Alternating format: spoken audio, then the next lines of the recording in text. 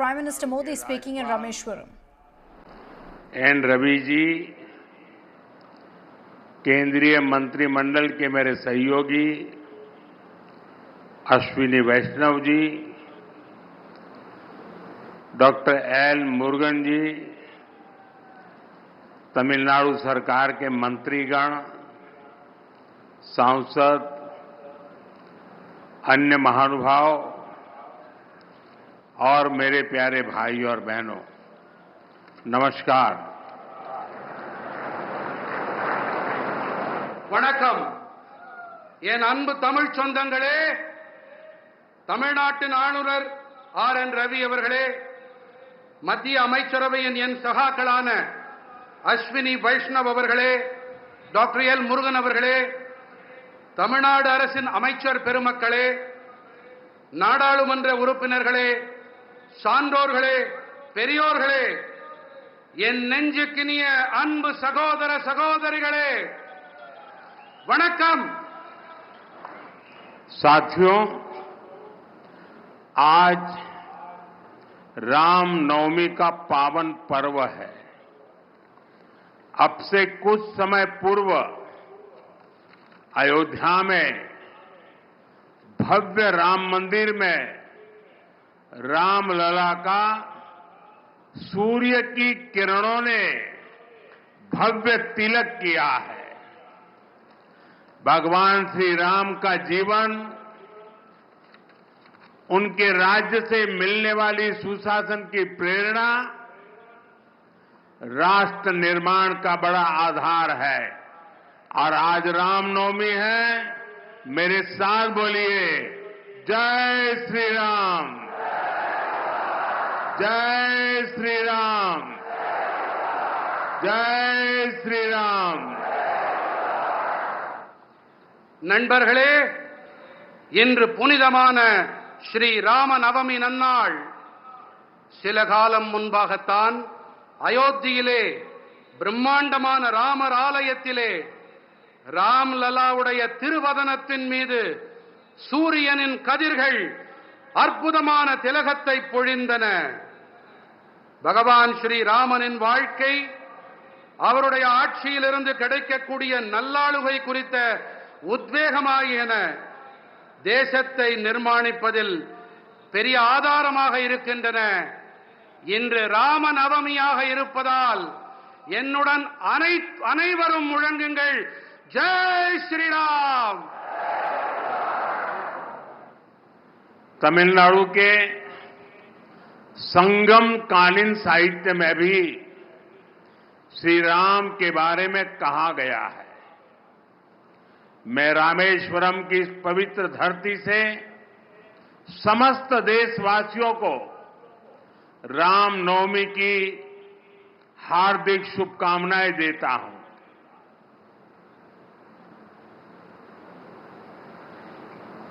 தமிழ்நாட்டின் சங்ககால இலக்கியத்திலும் கூட ஸ்ரீ ராமபிரானை பற்றி கூறப்பட்டிருக்கின்றது. நான் ராமேஸ்வரத்தின் இந்த பவித்திரமான பூமியிலே நாட்டு மக்கள் அனைவருக்கும் ஸ்ரீ ராம நவமியை ஒட்டி என் இதயபூர்வமான நல்வாழ்த்துக்களை தெரிவித்துக் கொள்ளுகிறேன். Friends, I feel blessed that I could pray at the Ramanath Swami temple today. On this special day, I got the opportunity to hand over development project worth 8,300 crore rupees. These rail and road projects will boost connectivity in Tamil Nadu. I congratulate my brothers and sisters in Tamil Nadu for these projects. நண்பர்களே, ராமநாத சுவாமி ஆலயத்தில் இன்று வழிபட்ட போது ஆசிகள் நிரம்ப பெற்றவனாய் நான் உணர்ந்தேன். இந்த விசேஷமான நாளன்று 8300 கோடி ரூபாய் மதிப்பிலான நலத்திட்டங்களை அர்ப்பணிக்கும் வாய்ப்பு எனக்கு கிடைத்தது. இந்த ரயில் மற்றும் சாலை திட்டங்கள் தமிழ்நாட்டிலே இணைப்பு திறனை வலுப்படுத்தும். இந்த திட்டங்களின் பொருட்டு தமிழ்நாட்டின் என் சகோதர சகோதரிகளுக்கு நான் என் வாழ்த்துக்களை தெரிவித்துக் கொள்ளுகிறேன். Friends, this is the land of Bharat Ratna Dr. Kalam. His life showed us that science and spirituality complement each other. Similarly, the new Pamban bridge to Rameshwaram brings technology and tradition together. நண்பர்களே, இது Bharat Ratna doctor Kalam அவர்களின் பூமி. அறிவியலும் ஆன்மீகமும் ஒன்றையொன்று நிறைவு செய்பவை என்பது அவருடைய வாழ்வு நமக்கு காட்டுகிறது. அதே போல ராமேஸ்வரத்திற்கான இந்த புதிய பாம்பன் பாலமும் கூட தொழில்நுட்பத்தையும் பாரம்பரியத்தையும் ஒன்று சேர்க்கின்றது. A town that is thousands of years old is being connected by a 21st century engineering wonder.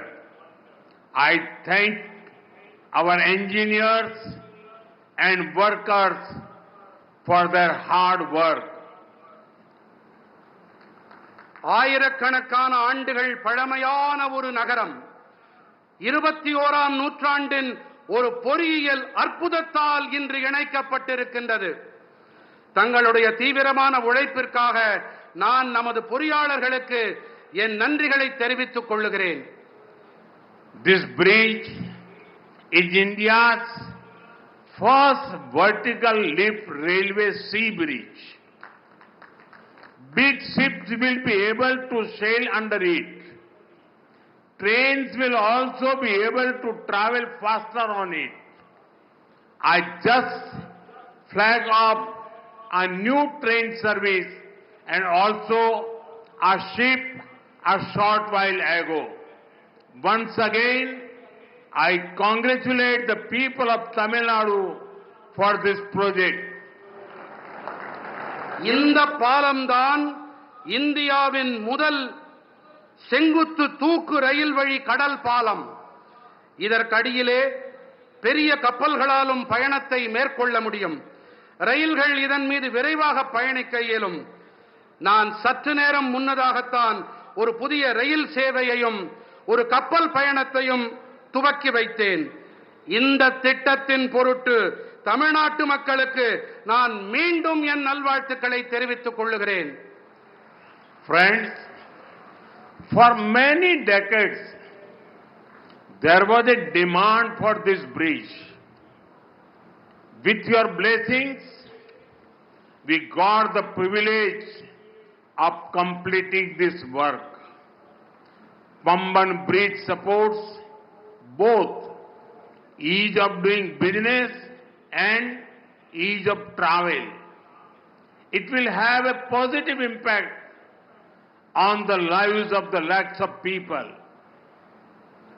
நண்பர்களே, இந்த பாலத்திற்கான தேவை பல பத்தாண்டுகளாக இருந்து வந்திருக்கின்றது. உங்கள் நல்லாசிகளோடு இந்த பணியை நிறைவு செய்யும் பேறு எங்களுக்கு கிடைத்திருக்கிறது. பாம்பன் பாலம் சுலபமாக வியாபாரம் செய்தல் மற்றும் சுலபமாக பயணம் மேற்கொள்ளுதல் ஆகியவற்றுக்கு ஆதரவாக இருக்கின்றது. பல லட்சக்கணக்கான மனிதர்களின் வாழ்விலே இது ஆக்கப்பூர்வமான தாக்கத்தை ஏற்படுத்தும். The new train service will improve the connectivity from Rameshwaram to Chennai and other parts of the country. This will benefit both trade and tourism in Tamil Nadu. New jobs and business opportunities will also be created for the youth. Rameswaram தொடங்கி சென்னை வரையும் நாட்டின் பிற பகுதிகளுக்கும் இடையிலான இணைப்பினை இந்த புதிய ரயில் சேவை மேம்படுத்தும். தமிழ்நாட்டின் சுற்றுலா மற்றும் வணிகத்திற்கு இது ஆதாயங்களை அள்ளித்தரும். இளைஞர்களுக்கான புதிய வேலை வாய்ப்புகள் மற்றும் சந்தர்ப்பங்களை இது ஏற்படுத்தி தரும். साथियों, बीते 10 वर्षों में भारत ने अपने इकोनॉमी का साइज दोगुना किया है. इतनी तेज ग्रोथ का एक बड़ा कारण हमारा शानदार मॉडर्न इंफ्रास्ट्रक्चर भी है.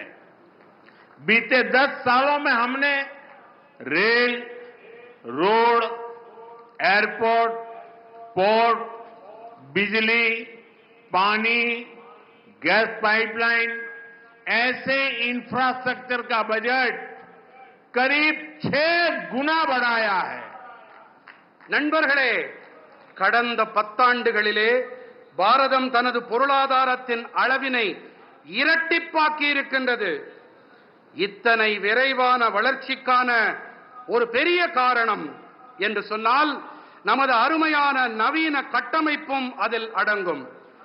கடந்த 10 ஆண்டுகளில் நாம் ரயில், சாலை, விமான நிலையம், துறைமுகங்கள், மின்னாற்றல், நீர், எரிவாயு குழாய்கள் போன்ற கட்டமைப்புகளுக்கான நிதி ஒதுக்கீட்டை 6 மடங்கு உயர்த்தி இருக்கின்றோம். आज देश में बहुत तेजी से मेगा प्रोजेक्ट पर काम हो रहा है. आप नॉर्थ में देखेंगे तो जम्मू कश्मीर में दुनिया के सबसे ऊंचे रेल ब्रिज में से एक चिनाब ब्रिज बना है. वेस्ट में जाएंगे तो मुंबई में देश का सबसे लंबा सी ब्रिज अटल सेतु बना है. ईस्ट में जाएंगे तो असम के बोगीबील ब्रिज के दर्शन होंगे और साउथ में आते हैं तो दुनिया के गिने चुने वर्टिकल लिफ्ट ब्रिज में से एक पम्बन ब्रिज का निर्माण पूरा हुआ है. இன்று தேசத்தின் மிக விரைவாக மெகா திட்டங்கள் தொடர்பான பணிகள் நடைபெற்று வருகின்றன. வடக்கிலே நீங்கள் பார்த்தீர்களானால் ஜம்மு காஷ்மீரத்திலே உலகின் மிக உயரமான ரயில் பாலங்களில் ஒன்றான சினாப் பாலம் அமைக்கப்பட்டிருக்கின்றது. மேற்கிலே பார்த்தீர்கள் என்றால் மும்பையிலே தேசத்தின் மிக நீளமான கடல் பாலமான அடல் பாலம் அமைக்கப்பட்டிருக்கின்றது. கிழக்கிலே கவனித்தோம் என்றால் அசாமின் போகிபீல் பாலத்தை நீங்கள் பார்க்கலாம்.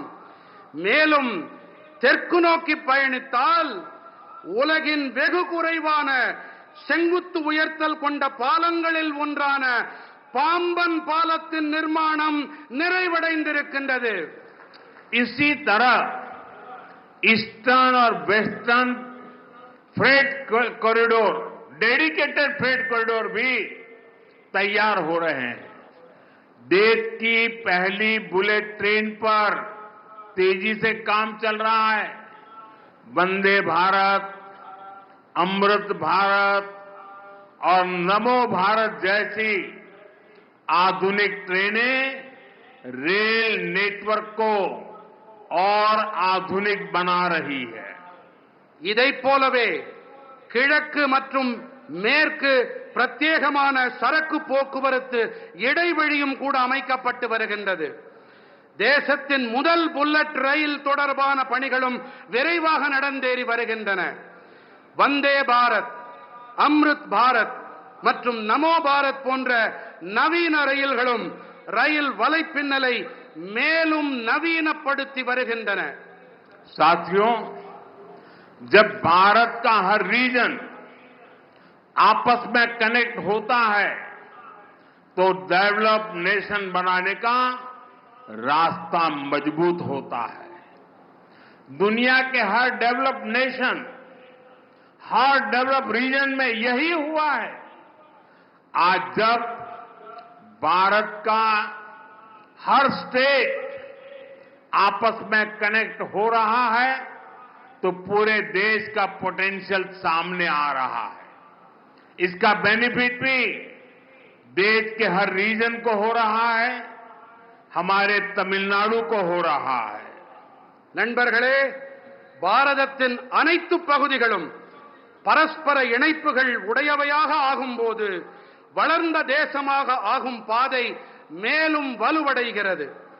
உலகின் அனைத்து வளர்ச்சியடைந்த நாடுகளில் வளர்ச்சிக்கான காரணம் இதுதான். இன்று பாரதத்தின் அனைத்து மாநிலங்களும் ஒன்றோடு ஒன்று இணைக்கப்படும் போது தேசத்தின் ஒட்டுமொத்த சாத்தியங்களும் வெளிப்படுத்தப்படுகின்றன. இவற்றின் ஆதாயங்களும் கூட தேசத்தின் அனைத்து பகுதிகளுக்கும் கிடைக்கின்றன. நமது தமிழ்நாட்டிற்கும் கிடைத்து வருகின்றது. साथियों, विकसित भारत के सफर में तमिलनाडु का बहुत बड़ा रोल है. मैं मानता हूं तमिलनाडु का सामर्थ्य जितना ज्यादा बढ़ेगा, भारत की ग्रोथ उतनी ही तेज होगी.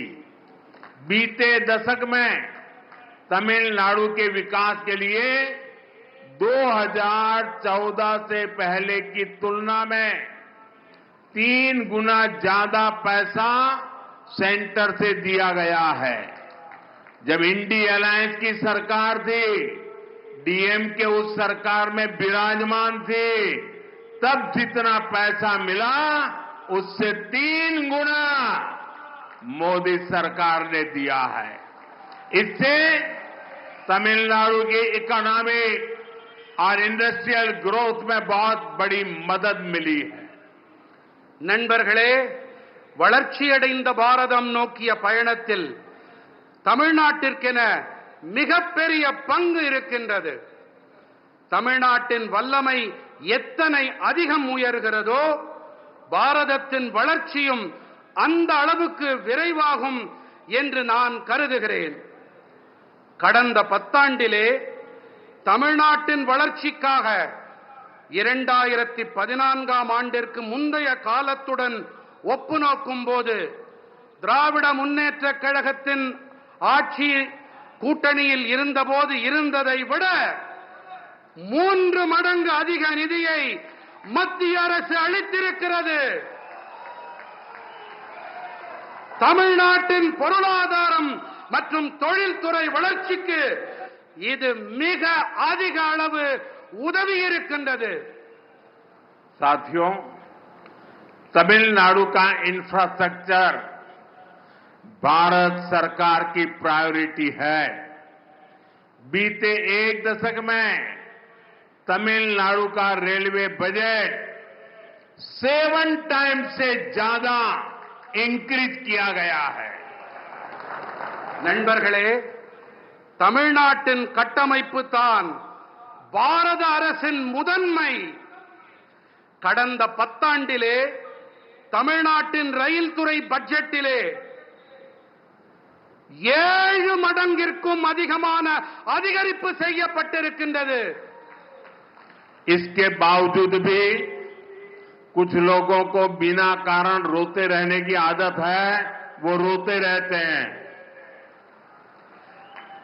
இவற்றையெல்லாம் செய்த பிறகும் கூட சிலர் அழுது கொண்டே இருக்கிறார்கள்.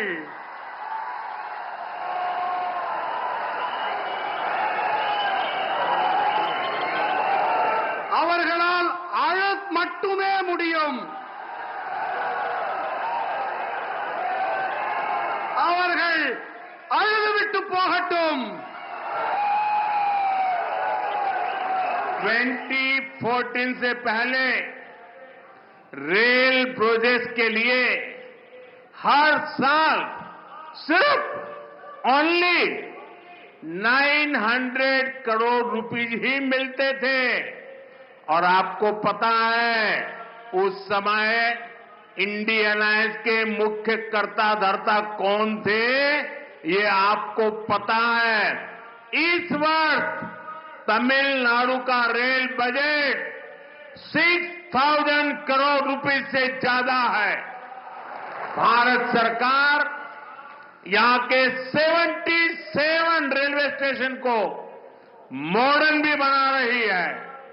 इसमें रामेश्वरम का स्टेशन भी शामिल है.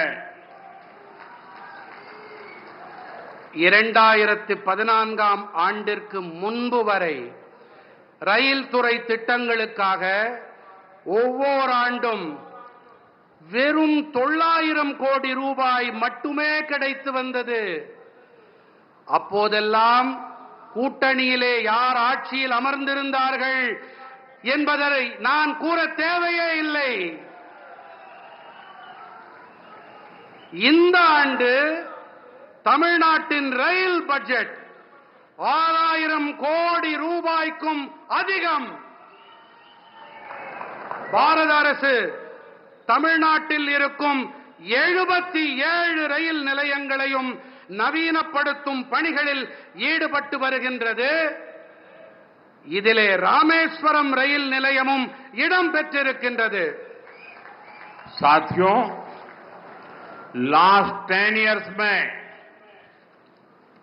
प्रधानमंत्री ग्राम सड़क योजना के तहत गांवों के रोड और हाईवे के क्षेत्र में भी बहुत सारा काम हुआ है. 2014 के बाद तमिलनाडु में केंद्र सरकार की मदद से 4000 किलोमीटर रोड्स बनी है.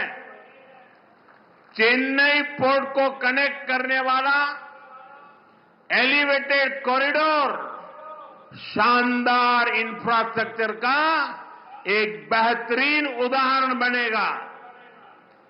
நண்பர்களே, கடந்த 10 ஆண்டுகளிலே கிராமப்புற சாலைகள் மற்றும் நெடுஞ்சாலைகள் துறையிலே கூட ஏராளமான பணிகள் மேற்கொள்ளப்பட்டிருக்கின்றன. 2014ஆம் ஆண்டிற்கு பிறகு தமிழ்நாட்டிலே மத்திய அரசின் உதவியோடு 4000 கிலோமீட்டர் அளவுக்கு சாலைகள் போடப்பட்டிருக்கின்றன. சென்னை துறைமுகத்தை இணைக்கவல்ல உயர்த்தப்பட்ட இடைவழி அருமையான கட்டமைப்பிற்கான மேலும் ஒரு எடுத்துக்காட்டு.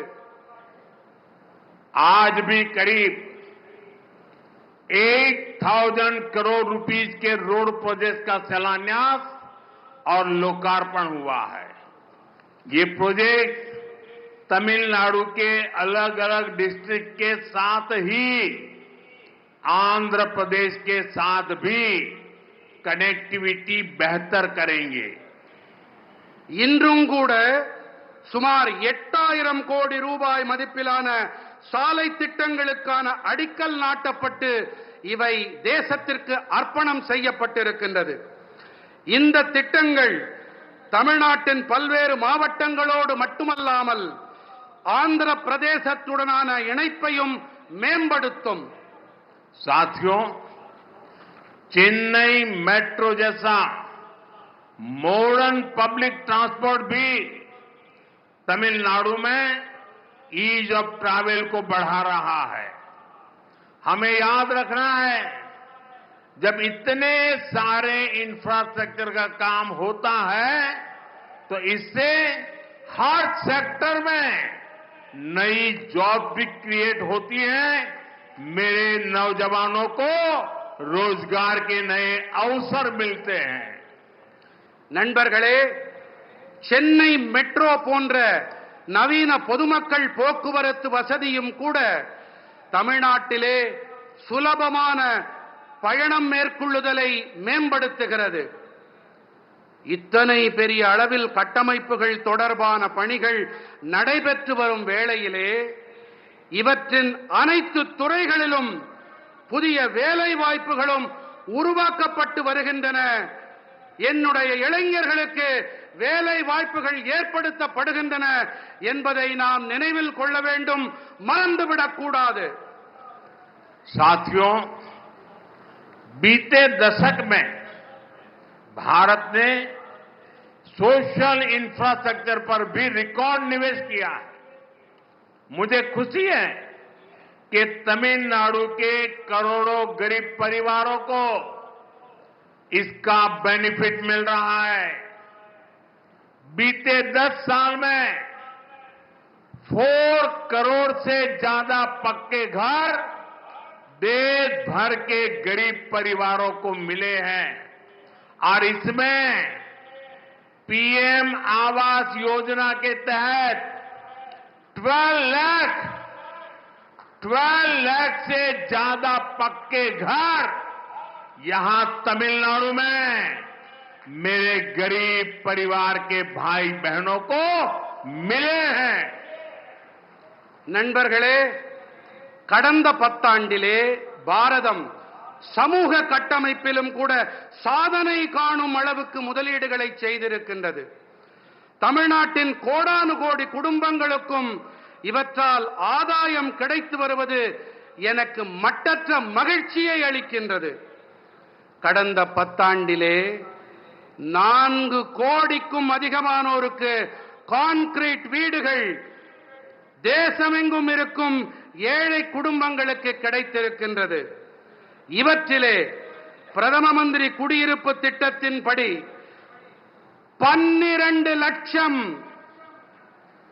12 லட்சத்திற்கும் மேற்பட்ட கான்கிரீட் வீடுகள் இங்கே என்னுடைய ஏழை சகோதர சகோதரிகள் தமிழ்நாட்டிலே அவர்களுக்கு கிடைத்துவிட்டன.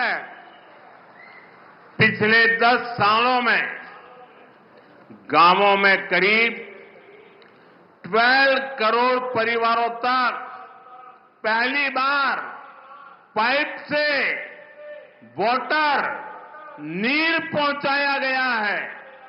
इसमें 1 करोड़ 11 लाख फैमिलीज मेरे तमिलनाडु की है.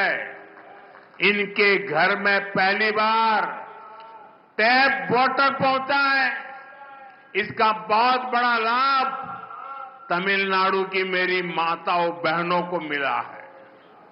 கடந்த 10 ஆண்டுகளிலே கிராமங்களில் 12 கோடி குடும்பங்களுக்கு முதன்முறையாக குழாய் வழி குடிநீர் கொண்டு சேர்க்கப்பட்டிருக்கிறது.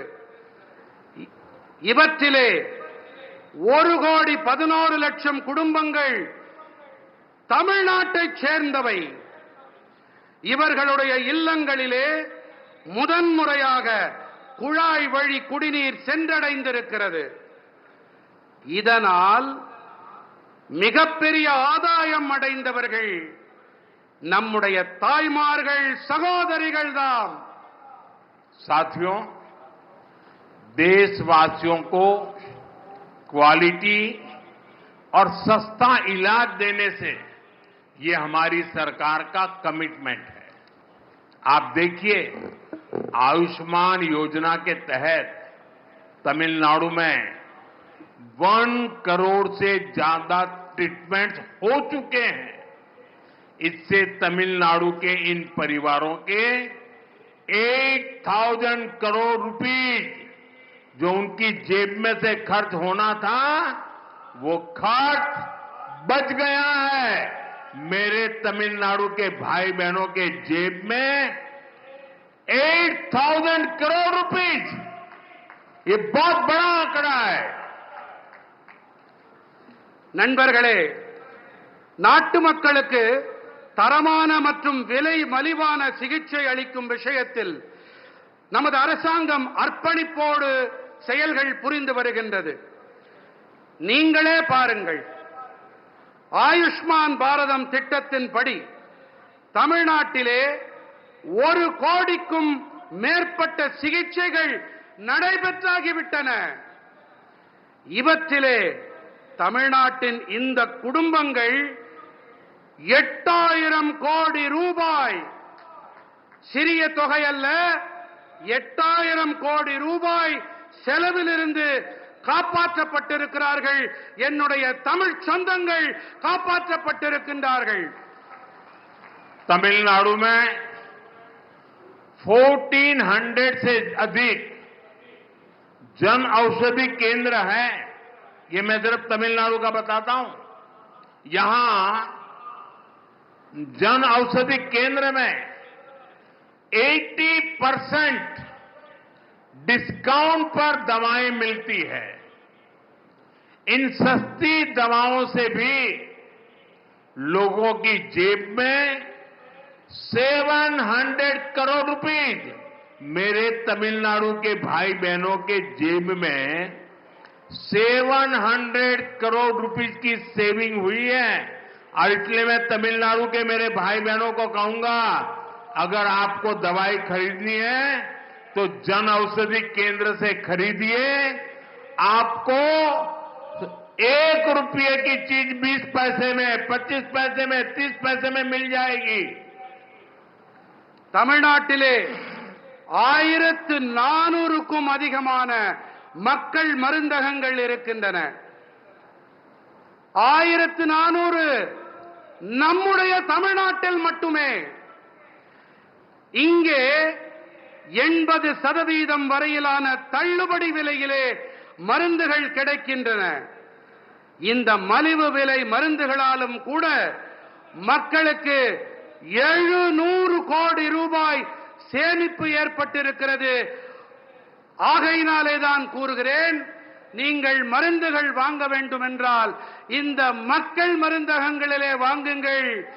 25 பைசா, 30 பைசா, 50 பைசாவிற்கு கூட உங்களுக்கு மருந்துகள் கிடைக்கும்.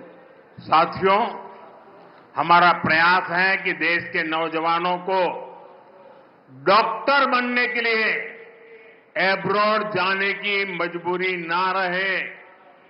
बीते सालों में तमिलनाडु को 11 नए मेडिकल कॉलेज मिले हैं. நண்பர்களே, நாட்டின் இளைஞர்கள் மருத்துவ படிப்பு படிக்க அயல் நாடுகளுக்கு செல்ல வேண்டிய கட்டாயம் ஏற்படக்கூடாது என்பதே எங்களுடைய முயற்சி. கடந்த ஆண்டுகளிலே தமிழ்நாட்டிற்கு 11 புதிய மருத்துவக் கல்லூரிகள் கிடைத்திருக்கின்றன. साथियों, देश भर में कई राज्यों ने मातृभाषा में डॉक्टरी की शिक्षा आरंभ की है. अब गरीब से गरीब मां का बेटा बेटी भी जिसने अंग्रेजी नहीं पढ़ी है वो भी डॉक्टर बन सकते हैं. मैं भी तमिलनाडु सरकार से आग्रह करूंगा कि वे तमिल भाषा में डॉक्टरी के कोर्सेज चालू करें ताकि गरीब मां के बेटे बेटी भी डॉक्टर बन सके. மருத்துவ படிப்பினை அதை தமிழிலே செய்ய வேண்டும் என்பதே எங்களுடைய பேரவா. இதற்காக இந்த படிப்பினை படித்த ஏழை தாய்மார்களுடைய குழந்தைகளும் அவர்களாலும் இதை படிக்க முடியும்.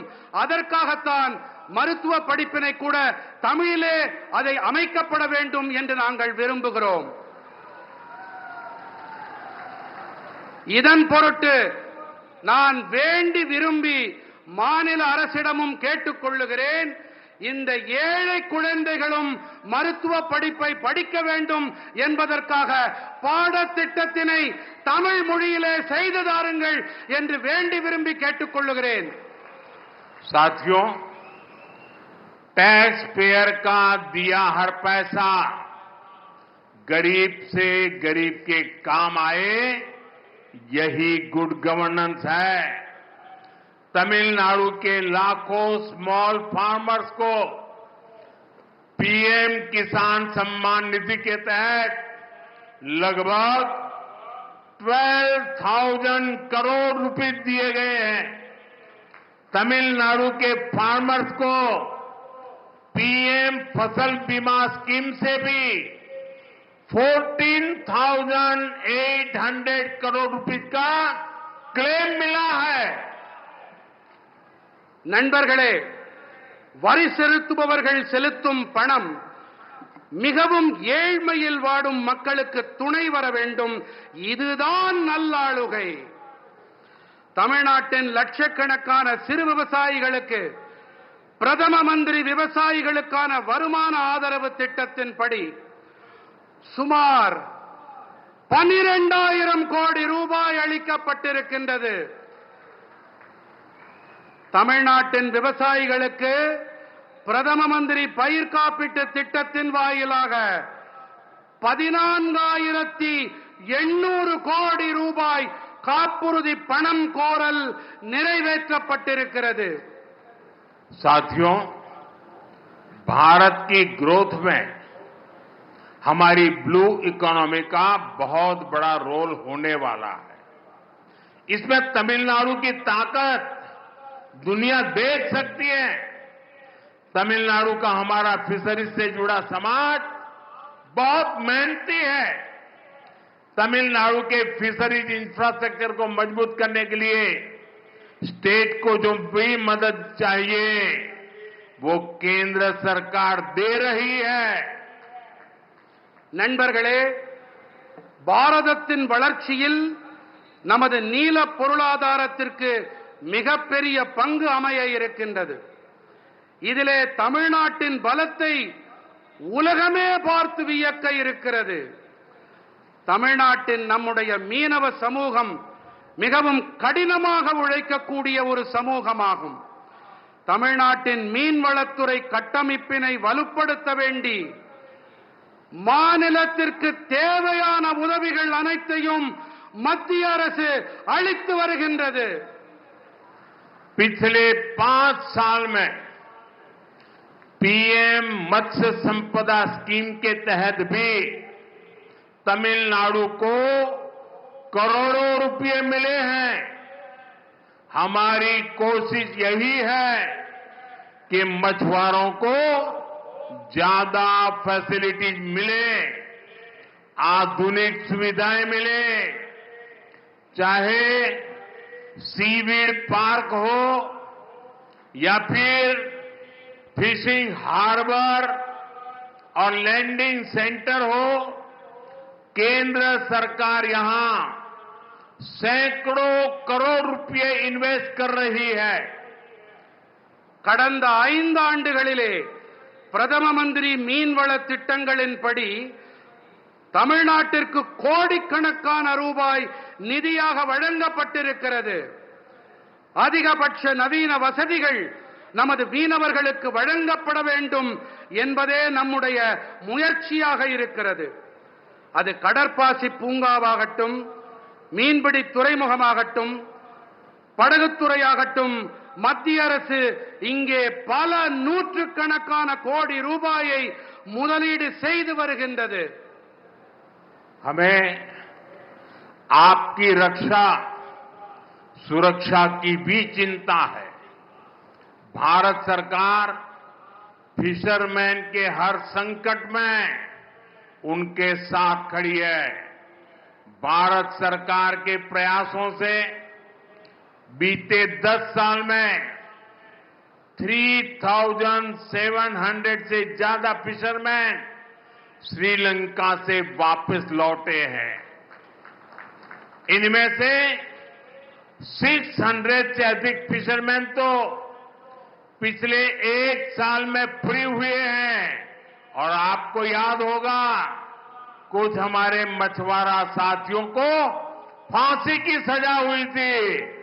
उनको भी हम जिंदा भारत लौट करके ला करके उनके परिवार को सुपुर्द किया है. நமது பாதுகாப்பு தொடர்பான அக்கறையும் நமக்கு இருக்கிறது. பாரத அரசு மீனவர்களின் அனைத்து சங்கட காலங்களிலும் அவர்களுக்கு தோளோடு தோள் கொடுத்து வந்திருக்கின்றது.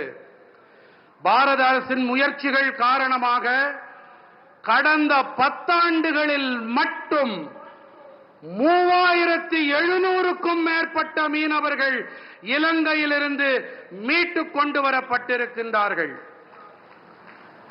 இவர்களிலே 600க்கும் அதிகமான மீனவர்கள் மட்டும் கடந்த ஓராண்டிலே மீட்டுக் கொண்டு வரப்பட்டிருக்கின்றார்கள்.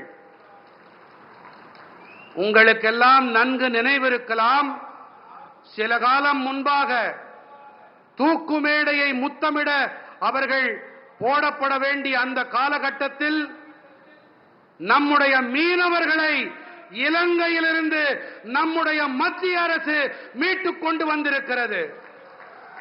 साथियों, आज दुनिया में भारत के प्रति आकर्षण बढ़ा है. लोग भारत को जानना चाहते हैं, भारत को समझना चाहते हैं। इसमें भारत के कल्चर का, हमारी सॉफ्ट पावर का भी बड़ा रोल है।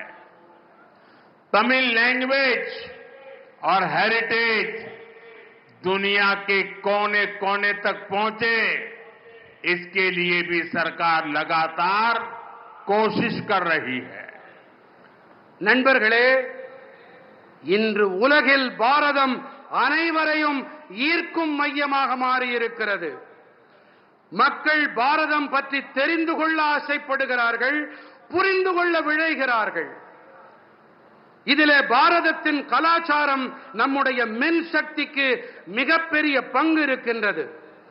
தமிழ் மொழி மற்றும் மரபு உலகின் அனைத்து இடங்களுக்கும் சென்று சேர வேண்டும். இதற்காக அரசாங்கம் தொடர்ந்து முயற்சிகளை மேற்கொண்டு வருகின்றது. मैं तो कभी कभी हैरान हो जाता हूं, तमिलनाडु के कुछ नेताओं की चिट्ठियां जब मेरे पास आती है, कभी भी कोई नेता तमिल भाषी में सिग्नेचर नहीं करता है। अरे तमिल का गौरव हो, मैं सबसे कहूंगा कम से कम तमिल भाषा में अपनी सिग्नेचर तो करो। வழக்கமாக எனக்கு தமிழ்நாட்டிலிருந்து சில தலைவர்கள் கடிதங்கள் எழுதுவதுண்டு, மடல்கள் எழுதுவதுண்டு. அந்த கடிதங்களிலே எனக்கு மிகப்பெரிய ஆச்சரியத்தை ஏற்படுத்தக்கூடிய விஷயம் என்னவென்றால், கடிதம் என்னமோ ஆங்கிலத்திலே இருக்கிறது, ஆனால் கையெழுத்தும் ஆங்கிலத்திலேயே இருக்கிறது. குறைந்தபட்சம் கையெழுத்தையாவது தமிழ் மொழியிலே போடக்கூடாதா என்று நான் வியப்பதுண்டு. मैं मानता हूं कि 21st सेंचुरी में इस ग्रेट ट्रेडिशन को हमें और आगे ले जाना है। मुझे विश्वास है कि रामेश्वरम और तमिलनाडु की ये धरती हमें ऐसे ही निरंतर नई ऊर्जा देती रहेगी, नई प्रेरणा देती रहेगी. நண்பர்களே, இந்த 21ஆம் நூற்றாண்டில் நாம் இந்த மகத்தான பாரம்பரியத்தை மேலும் முன்னெடுத்து செல்ல வேண்டும் என்பதே என் உறுதியான கருத்து. ராமேஸ்வரம் மற்றும் தமிழ்நாட்டின் இந்த மண் இன்று போல என்றும் தொடர்ந்து புதிய சக்தியை அளித்து வரும், புதிய உள்ளெழுச்சியை அளித்து வரும் என்பதில் எனக்கு எள்ளளவும் ஐயமில்லை.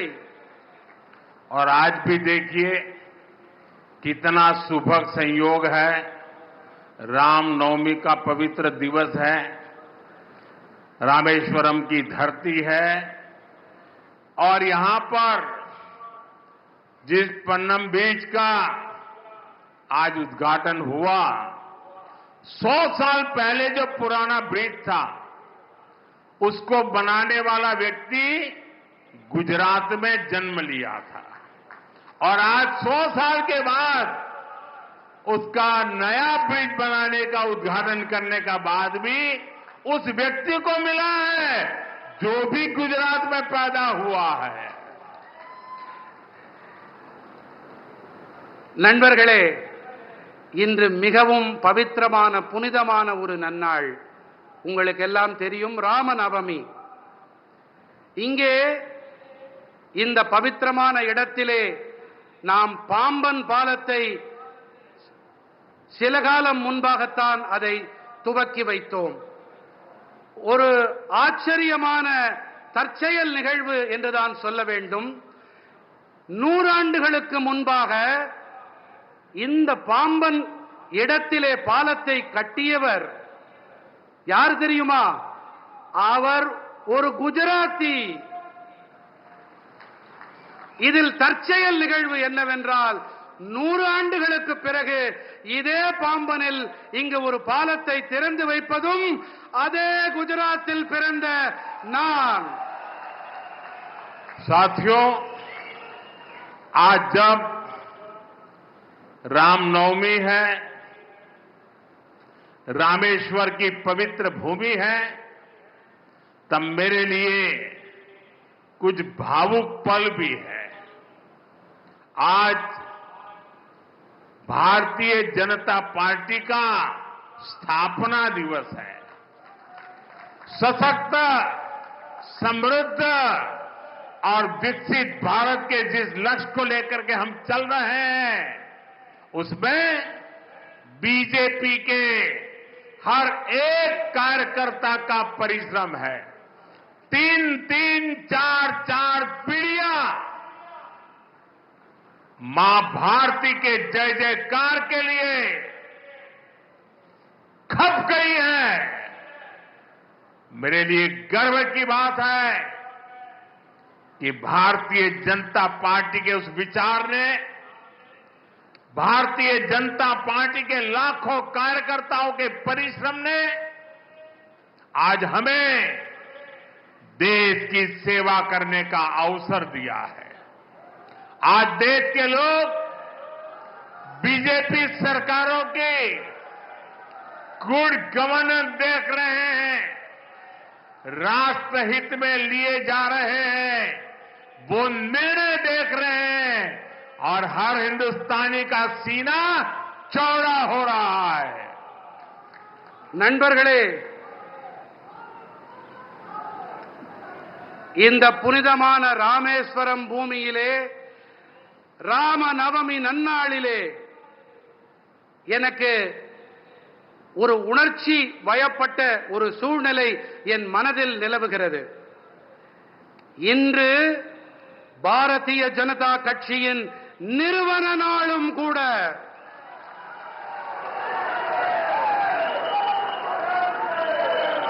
சக்தி படைத்த, தன்னிறைவு கொண்ட, வளர்ச்சியடைந்த பாரதம் என்ற லட்சியத்தை மனதிலே தாங்கி நாம் பயணித்துக் கொண்டிருக்கிறோம். இதற்காக பலர் 2, 3, 4 தலைமுறைகளாக கூட தங்கள் வாழ்க்கையை, பல தலைமுறைகளாக தங்கள் அனைத்தையும் இழந்து இதனை ஈட்டி இருக்கின்றோம். நாம் இதிலே பாரதிய ஜனதா கட்சியின் அனைத்து தொண்டர்களின் கடினமான உழைப்பு அடங்கி இருக்கிறது.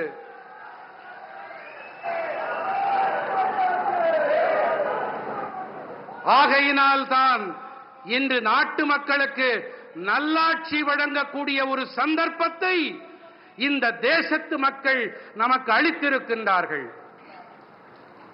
இந்த நாட்டு மக்கள் அனைவரும் பாரதிய ஜனதா கட்சியின் நல்லாளுகையை கவனித்து வருகிறார்கள். தேசத்தின் நலன்களின் பொருட்டு மேற்கொள்ளப்பட்டு வரும் தீர்மானங்களை உற்று நோக்கிக் கொண்டிருக்கின்றார்கள். देश के हर राज्य, हर कोने में जिस तरह बीजेपी के कार्यकर्ता जमीन से जुड़कर कार्य करते हैं, गरीबों की सेवा करते हैं, वो देखकर मुझे गर्व होता है. मैं भारतीय जनता पार्टी के करोड़ों कार्यकर्ताओं का आभार व्यक्त करता हूं. मैं उन्हें अपनी शुभकामनाएं देता हूं. தேசத்தின் அனைத்து மாநிலங்கள், அனைத்து மூலைகளிலும் பாரதிய ஜனதா கட்சியின் தொண்டர்கள் கள அளவிலே மக்களோடு இணைந்து ஏழைகளுக்கு சேவையாற்றி வருகின்றார்கள் என்பதை பார்த்து எனக்கு பேருவகையாக, பெருமிதமாக இருக்கின்றது. நான் பாரதிய ஜனதா கட்சியின் கோடிக்கணக்கான தொண்டர்களுக்கு என்னுடைய நன்றிகளை சமர்ப்பிக்கின்றேன்.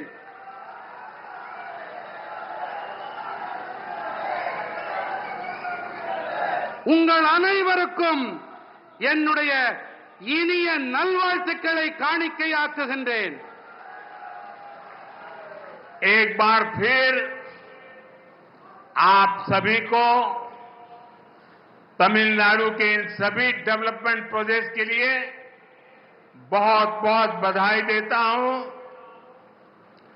नंडरी, मणक्कम, मिन्नोम, संदीपम, भारत माता की, भारत माता की, भारत माता की। மீண்டும் ஒரு முறை உங்கள் அனைவருக்கும் தமிழ்நாட்டின் இந்த அனைத்து வளர்ச்சி திட்டங்களுக்கு That was Prime Minister Narendra Modi, who laid the foundation stone and dedicated various railway and road projects to the state of Tamil Nadu. Projects worth 8,000 crore rupees have been announced by the Prime Minister. Many are seeing this as the BJP sounding the bugle for the 2026 Tamil Nadu state elections.